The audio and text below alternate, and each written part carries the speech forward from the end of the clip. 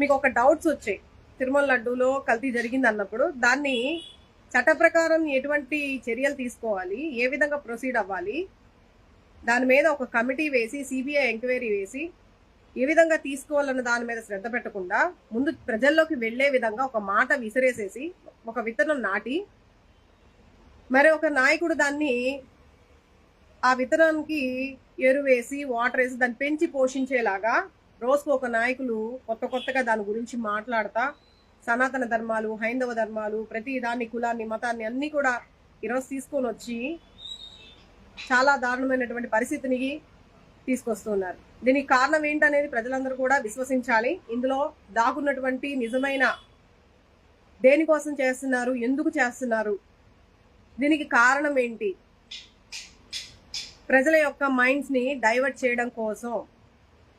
వాళ్ళ ఫెయిల్యూర్ ని కవర్ చేసుకోవడం